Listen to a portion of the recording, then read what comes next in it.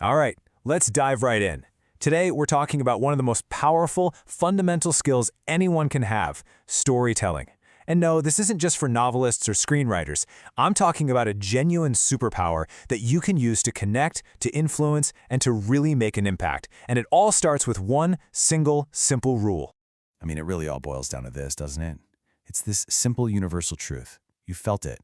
You know when you're watching a movie or reading a book, and if everything's just perfect, if there's no problem to solve, no dragon to slay, well, there's just no story.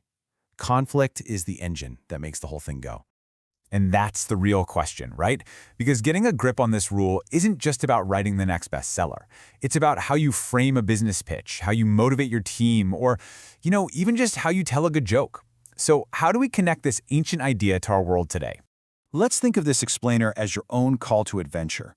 Right now, you're the hero of this journey, and the skill you're about to master, that's the treasure you're after.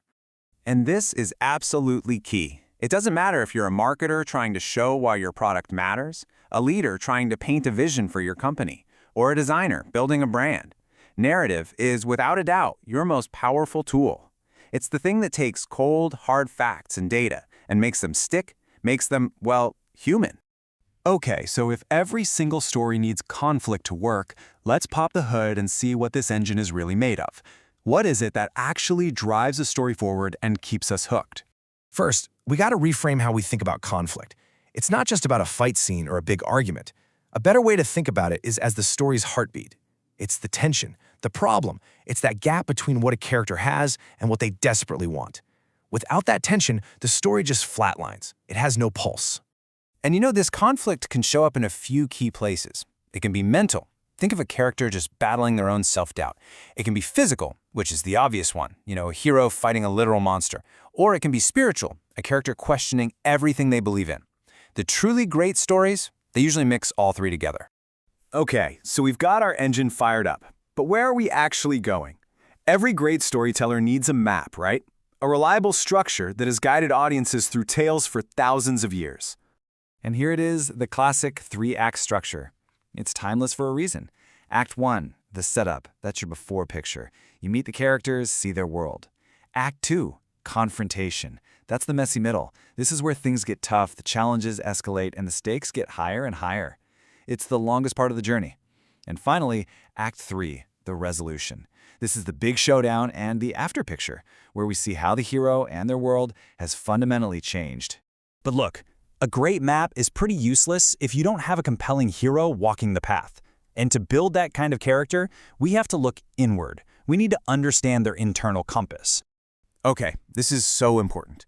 Every great character is being pulled by two different forces. The want is the external goal, the thing on the surface that kicks off the action. But the need is the deep internal lesson they have to learn to actually succeed. Think about Luke Skywalker. He wants to join the rebellion and fight the Empire. That's the plot. But what he needs is to learn to trust the Force, to believe in something bigger than himself. A story gets really powerful when the journey to get the want forces the hero to finally face their need. Now here's a great little trick for building characters, archetypes. These are those universal patterns that we all just instantly recognize. But here's the secret to making them feel real. You have to explore their shadow side. A hero isn't very interesting unless they're struggling with the fear of being a coward. A great ruler's story is all about resisting the temptation to become a tyrant. That inner conflict is what makes a character feel like a real person. So we've got the engine, we've got the map, and we've got the compass. Now I want to give you one last incredibly simple but powerful tool that ties this all together and gives your story unstoppable momentum. Get ready because this is a total game changer. A weak story is just a list. He woke up late, and then he missed the bus, and then he was late for work. See? It's so boring. A powerful story is a chain of cause and effect. Instead of and then, try using but to create a problem and therefore to show the consequence. He woke up late, but he had to get to work, therefore he called a taxi. Suddenly, each moment pushes you right into the next. This right here is the secret sauce. It's such a simple shift in language, but it forces you to think about motivation, about consequence.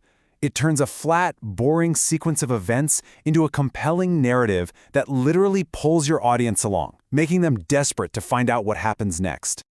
So there you have it, the core pieces of narrative mastery. You've got the engine of conflict, the map of structure, and the compass of character. Now, the only real question left is, what journey are you going to create?